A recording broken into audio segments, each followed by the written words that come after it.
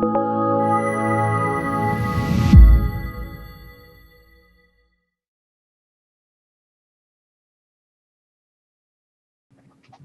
I'm Jacob Hornberger, president of the Future of Freedom Foundation. Welcome back to the Libertarian Angle, the internet show that brings you the libertarian perspective on the burning issues of the day.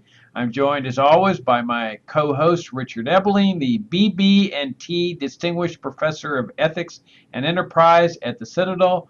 Richard, welcome back to the Libertarian Angle. It's great to be here. It's great to be with you and our viewers. Yeah. Show. Yeah, welcome back from Las Vegas, where you and I just were at the big FreedomFest celebration, where we put on 2 panels. Yep. So I thought, why don't we discuss the 2 panels, how they went, the arguments we made. I thought they were really a big success. We talked about the case for open immigration, which obviously was a thought-provoking session, given the conservative orientation of many of the attendees at FreedomFest. And then the other session was on separating money and the state, which also I think provoked some interest, not as provocative as the immigration issue, because I think conservatives can handle separating money and the state much easier than they can open immigration. But it was an interesting session. I thought the one on immigration was more enjoyable. I think it was a better panel. We recorded it, and we'll be putting that online in the next couple of weeks or so. But why don't I start out, Richard, with some of the arguments that I made, and then some of the arguments you made, and then Jeff Tucker, who is the founder of Liberty.me and the digital director at the Foundation for Economic Education, was the third person on both panels. So why don't I start out by giving a little synopsis of what I was talking about, and then turn it over to you to see what you were thinking. Well, the first thing that really hit me was when we were in the exhibit area, and Bart Frazier and I were there manning the booth, and people were coming by and seeing our flyers for the case for open immigration. And I mean, we got torn into by some of the attendees about, don't you know about the Muslim problem? Aren't you scared of the Muslims? And of course, my standard response was, no, I don't live my life in fear. And then what was great about the panel was the fact that Judge Napolitano's talk was before the panel. And he really laid the groundwork for our presentation, because he was talking about balancing liberty and security, and how there really is no balance, that people have to strive to be free and never surrender any aspect of their liberty for the sake of security. And so that was one of the themes that I talked about in my talk. I mean, we all know that the right to move, the right to travel, the right to pursue happiness are fundamental rights. That's what the Declaration of Independence is all about, that these are rights that pre-exist government, they exist independent of government, that it's the purpose of government to protect the exercise of these rights. And that includes the right to move, to seek a better life, to get a job with somebody who's willing to hire you. So when we're talking about open borders, we're simply talking about the inalienable rights that inhere in all men, including freedom of association. I mean, that what they're really doing with immigration controls is not just depriving foreigners of fundamental rights, they're depriving me of my rights. My right to use my money however I want, to hire whoever I want, to associate with whoever I want. And so then, so I made that point, and then I addressed this issue of the Muslims. Everybody's scared of the Muslims, and I said, look, if you want to get rid of terrorism, the only way you're going to do that is to bring the troops home. Stop the killing in the Middle East. That is the root cause of terrorist blowback. And as long as the troops are over there killing people, there's going to be terrorist blowback. We've seen that now for 25 years. But if you insist on keeping the troops over there, where you're going to have this constant threat of blowback, don't take away my freedom in order to keep me safe. I don't want to be kept safe from the terrorists, from the radicalized Muslims, or anybody else. Don't keep me safe if keeping me safe means you're going to take away any aspect of my freedom. I would rather die at the hands of a terrorist attack as a free person than to live my life, safe and secure and with no freedom. So that was one of the points I made. And then, of course, the other objection is about the welfare state, where Milton Friedman says, oh, you can't have a system of open immigration when you have a welfare state. Well, that's patently not true. Of course you can. For one thing, you can have the law say that foreigners are not entitled to go on welfare, so it's not necessarily true that foreigners have to go on welfare. But even if it does, the immigrants that come here mostly want to work. They want to get rich. Can't get rich going on welfare, and that's what motivates people to come to America, to get rich. And so the bounty that the immigrants produce far outweighs the tiny minority that may be going on welfare. But notwithstanding that, even if it did result in higher taxes, I would still say, hey, don't take away my freedom, because it might result in some higher taxes here. I don't like taxes. I'm a libertarian, but if given a choice between losing my freedom and paying higher taxes, no, I would rather be free and pay the higher taxes.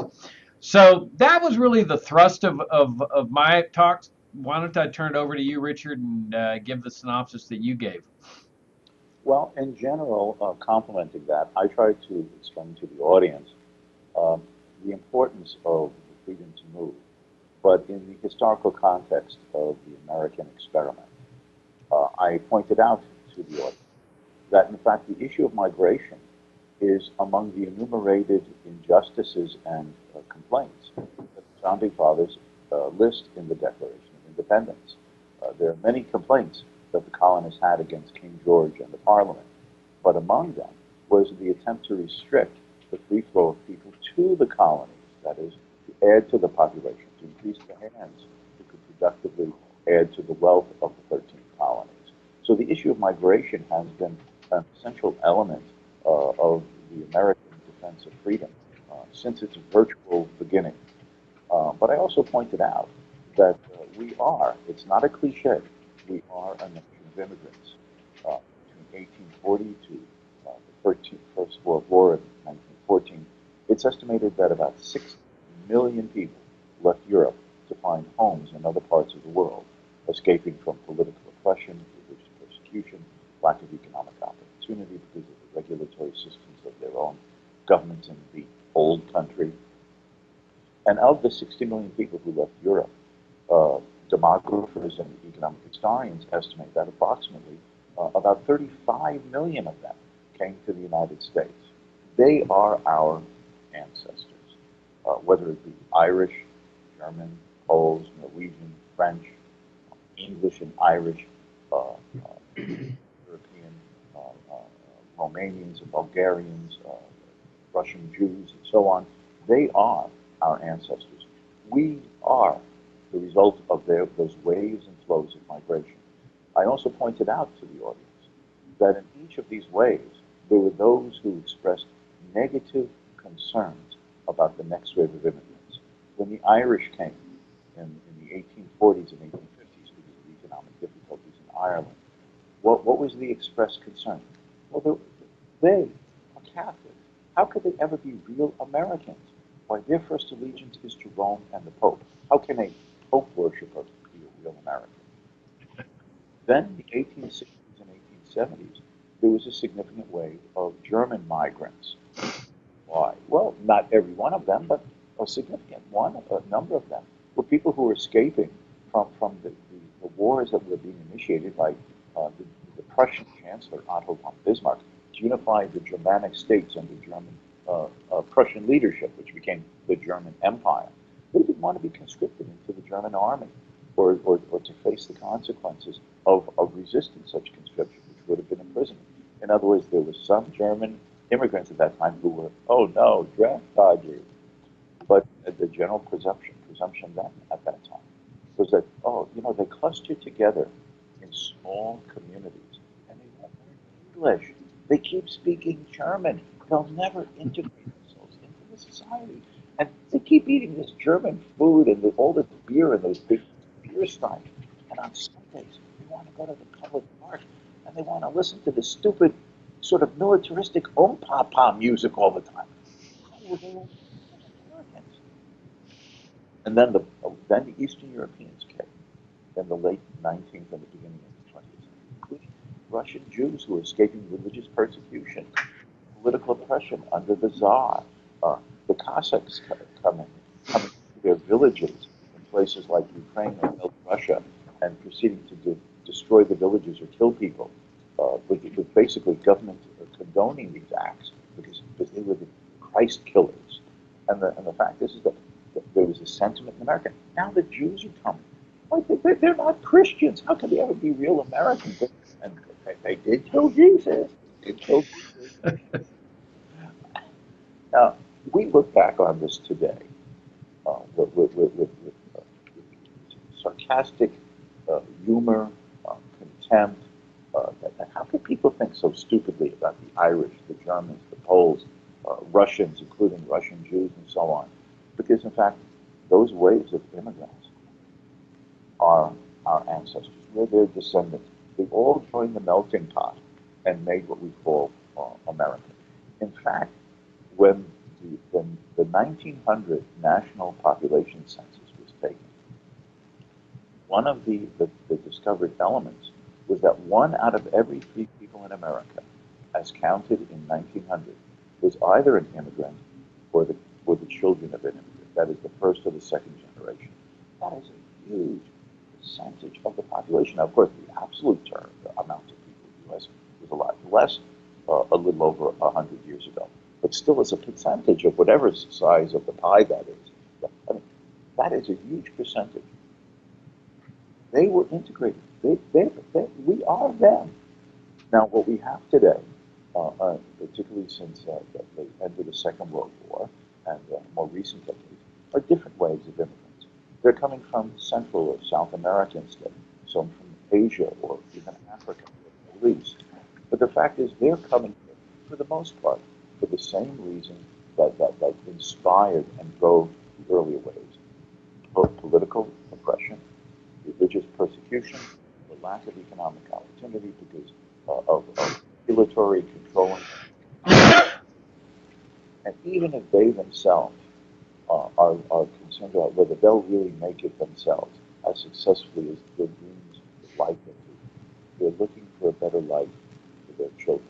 The same way the earlier waves of immigrants did, who may themselves never have achieved some perfect world in an America that was supposed to be the streets were paved with gold. The children had that chance, and then their grandchildren. And the integration process is playing out the same way. You know, when Ronald Reagan was president, he had a Latino woman in his administration named Linda Chavez. But she wrote a book at that time which has been reinforced, and that is many Latin Americans come here, and they may not speak English perfectly or at home even at all. Their children speak English and Spanish. And by the third generation, that is the grandkids, they predominantly in their everyday life speak English and may not know Spanish perfectly. And what you also pointed out is that certainly by the third generation, the grandchildren, there is marital integration with other ethnic and social groups, which is the same process that occurred with all the other ways in the 19th and early 20th century. All these are people who maybe have a slightly different skin pigmentation and have a few different cultural elements from Europeans and speak a different language, predominantly Spanish instead of one of the European languages. But the drive in the human being to have their second chance in America and to try to make it is exactly the same.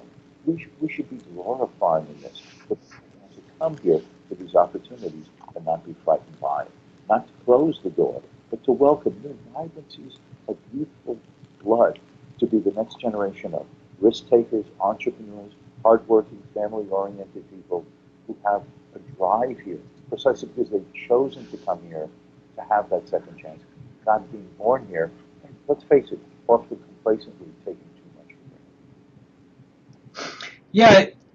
Yeah, of course, the other groups were the Italians that were the recipients of a lot of prejudice, and then the Japanese and the Chinese. And of course, you pointed out in your talk that was where the turn took place on immigration controls with the laws that were passed in the late 1800s to keep out people from Asia. Yes, you see, yeah, even that is interesting. Now, at the time, they often tried to make cultural arguments against the arrival of significant numbers of Chinese and then Japanese, particularly that, of course, to the west coast across the Pacific, California, for instance. Oh, they're culturally different. Uh, again, they're not Christians, and they're going to corrupt our children with opium dens. But who led a good part of these anti-Asian immigrant movements? It was organized labor. Samuel Gompers, the founder and head of the AFL, the American Federation of Labor, and beneath all of this sort of cultural and anti-Asian rhetoric, what was it? A fear of competition. Here was another wave of people, excuse me, looking for an economic opportunity who were going to come into the labor market and compete in the labor market. But the failure to understand there then and still now, unfortunately, is that more hands does not mean taking a job away from someone else, nor necessarily lowering wages in general in the economy. In fact, more hands means a greater division of labor. And with a greater division of labor and with the complement of an economic system that allows capital investment to increase the productivity of whatever hands there are, it results in intensified capacity to produce more goods more productively at lower costs to the benefit of all of us in our role as consumers and demanders of the goods offered on the market. So basically, it was an attempt to have economic protectionism against those who were coming to offer themselves at a more attractive labor market then. And that's often the misguided notion today. Yeah, that's what a lot of people just don't understand is that this is really a root cause of wealth creation in a society, open immigration. We have the history of Argentina to establish that. They adopted the same kind of principles that 19th century Americans adopted: low taxes, low regulations, open immigration. And Buenos Aires was the second largest city on the eastern seaboard during that time of classical liberalism. But I also pointed out in my talk, Richard, that part of the problem with this long-standing immigration crisis, and it really is long-standing, as I pointed out in my talk, it's lasted at least since I was born in the 1950s. I grew up on the Texas-Mexican border. And yeah, this immigration crisis is ongoing, which is not surprising because it is a classic variation of the socialist model. It is central planning, where government bureaucrats are deciding which immigrants are going to be allocated to each country, what their qualifications are going to be, as compared to a free market that allocates in accordance with supply and demand. And the classic example is here in the United States, where you have open borders between the respective states. Nobody keeps track of it. There's no controls, and the free market coordinates all of these peaceful activities. The other thing to recognize is that we pointed out in our talks is the police state aspect of immigration controls. I mean, the American Southwest really is like a totalitarian police state. They have highway checkpoints for people going east-west that have never crossed into Mexico, where people are required to show their papers, just like in communist regimes. And I'll share with you an interesting little tidbit. At the Saturday night dinner at the FreedomFest, I happened to sit next to a guy who said, well, he told me something about 90% libertarian. He came in as a conservative. And I said, oh, well, that's interesting. Let's talk about the 10%.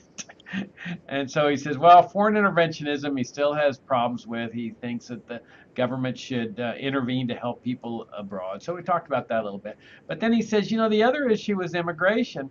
Till he says, I went to that panel on immigration, and he says, I think I'm turned around because of that panel.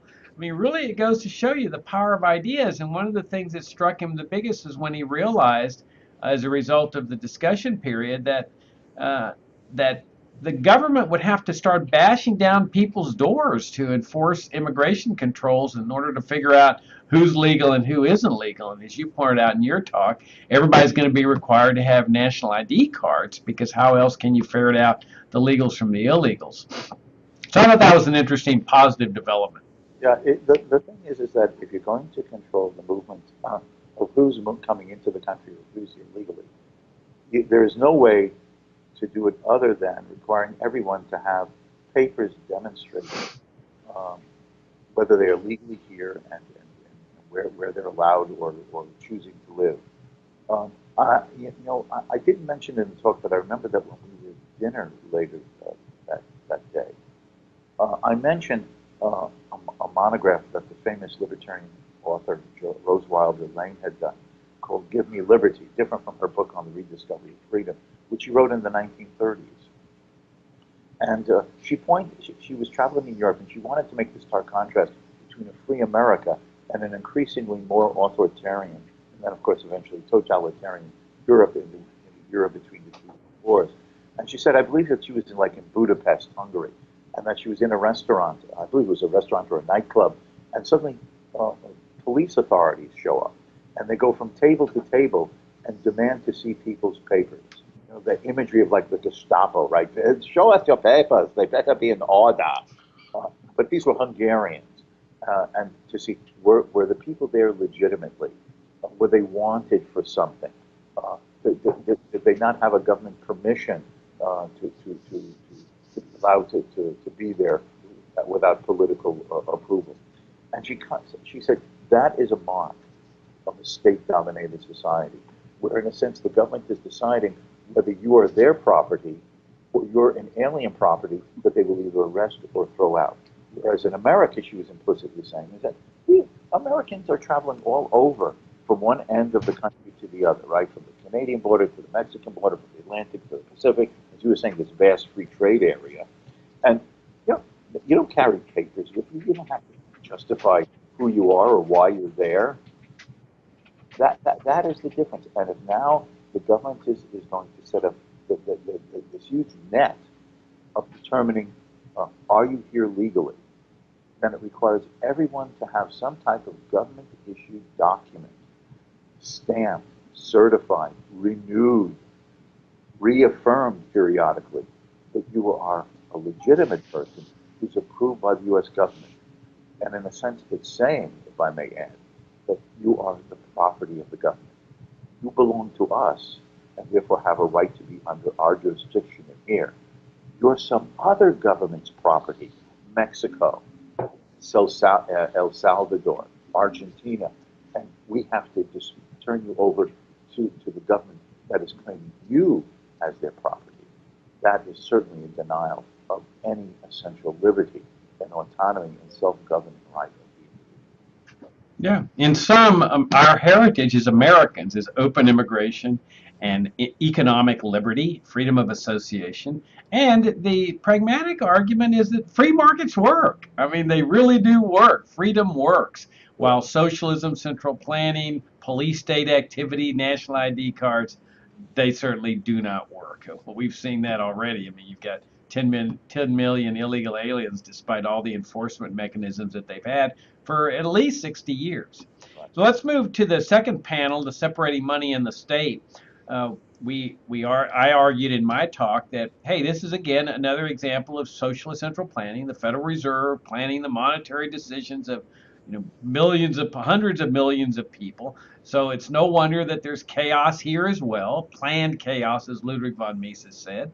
And I pointed out that our heritage under the Constitution was a gold standard, which didn't mean paper money exchangeable into gold, as many people believe today.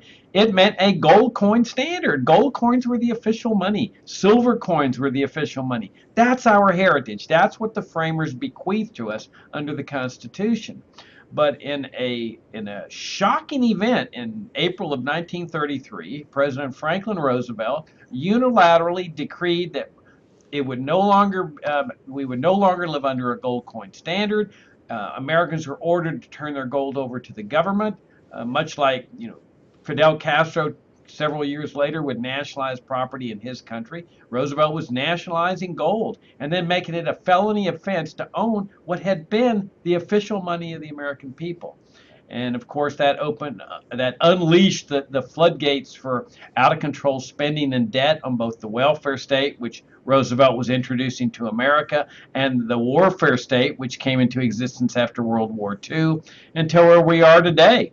We're a country that's facing the possibility of bankruptcy, like Greece and Puerto Rico, where you got out of control spending, out of control debt, and constant debasement of the currency decade after decade through monetary inflation. turn it over to you for your perspective. Yes, and what I try Now, to... let me first point out that Richard is the author of a fantastic ebook that we put out called Monetary Central Planning in the State that is available at Amazon. It's really selling well, and we highly recommend that you buy it and read it. Thank you very much. And I highly recommend you read my book too.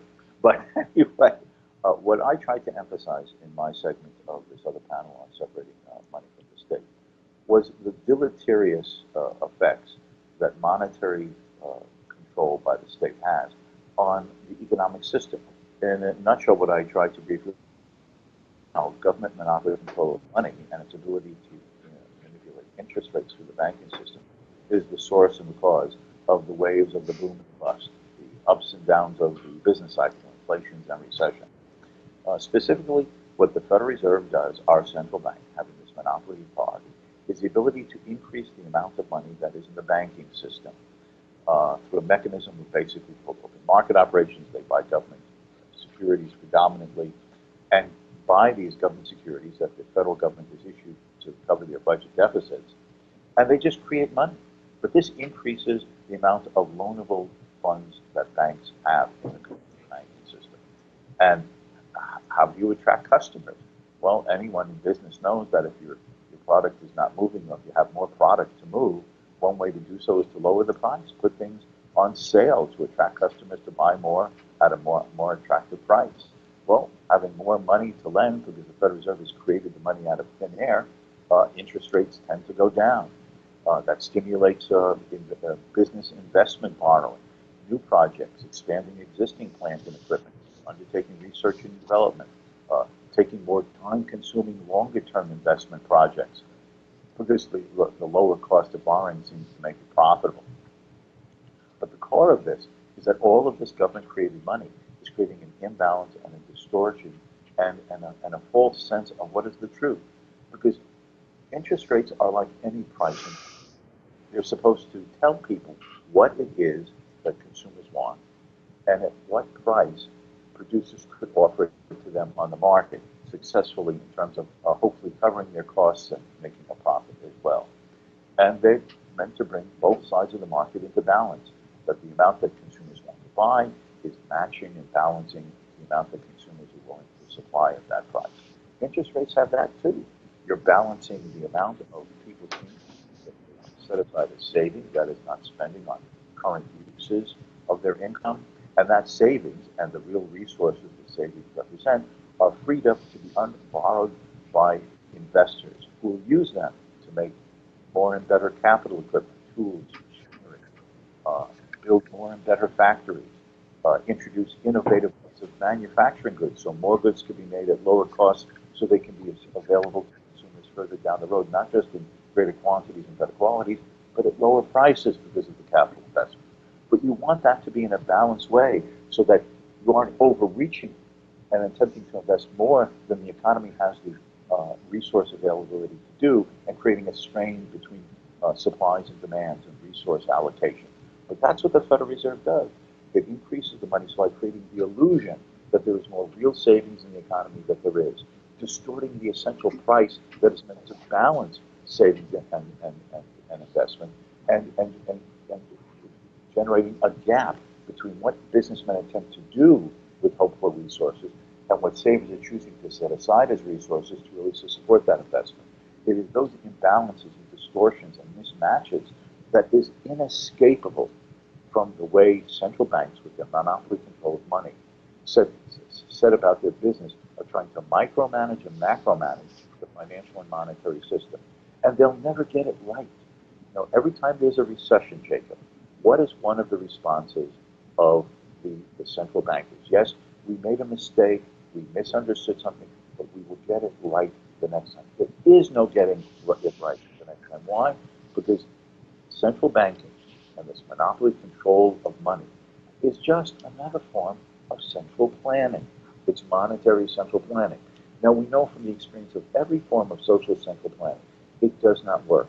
There is more knowledge, there's more information, there's more complexity to the economic system than any small handful of men can ever claim the knowledge, wisdom, and ability to manage, oversee, and direct better than leaving each person in the society free to make his own decision, guided by his own purposes and goals, and in his interactive association with multitudes of others through the free competitive process of markets, coordinated through those signals and balancings of prices. So monetary central planning will always fail.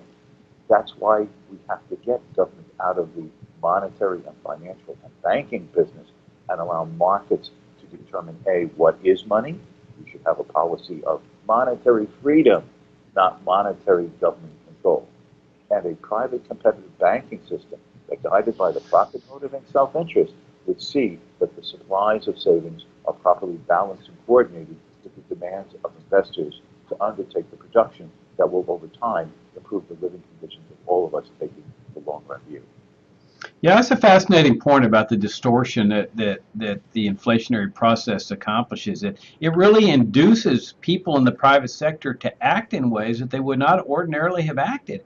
I mean, you saw that in the housing crisis, where banks are acting very rationally. All this money is available to lend out, and they're in the business of making a profit. But it's a false signal that the Federal Reserve sent out. And so they lend all this money, and then the housing market booms, but there's not wealth there, capital to sustain it. And so you have the inevitable crash. And so what does the government do? Oh, it's all those bad bankers' fault. They should never have done this. They were horrible people. Well, they were acting rationally because they were responding to this distortion in signals that the Federal Reserve was accomplishing. So, you know, what we call for, I mean, was as good as the gold standard was in terms of sound money. It was certainly a major contributor to the tremendous economic prosperity, and especially in the latter part of the 19th century. That, combined with no income tax, no IRS, no immigration controls, and a gold standard. I mean, there's a tremendous rise in standards of living. As good as that was, we libertarians say, let's do it better. Let's have a separation of money in the state. And that was the theme of our panel, of just getting government out of the money business entirely. Let the free market determine the media of exchange. And Jeff gave a fascinating talk about Bitcoin and the role that Bitcoin plays in the economy today. But as one of the discussants pointed out in the Q&A session, really our goal is monetary freedom, where you have the market determining what are the best media of exchange. Yeah, if I can just add to that, the point here is it's not who's in charge. You know, a lot of times there are political debates about what is the Federal Reserve, our central bank, doing. Oh, they're following a Keynesian economic type of rule and policy prescription. Oh, they should be following sort of a Milton Friedman monetary rule to limit how much the money supply is increased by a certain percentage amount each year, as if it's on automatic pilot, or this or that. There's a whole bunch of these out there today. Should there be a nominal income target? Should there be a 2% price inflation target? And so on and so on. The problem is there is no right rule that the government central planning agency can successfully follow. And it's not a matter of getting the right people in.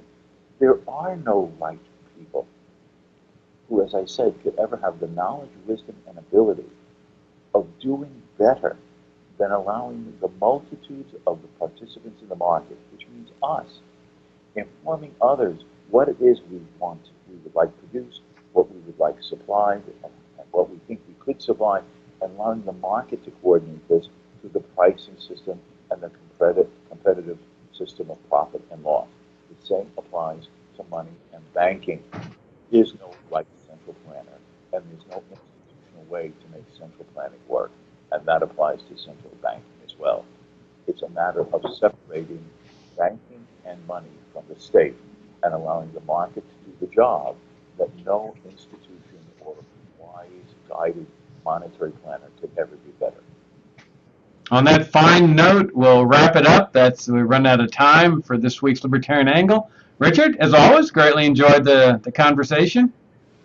And thank you. And thank you again to our viewers and listeners sharing a bit of their time with us. Likewise, and we'll see you all next time.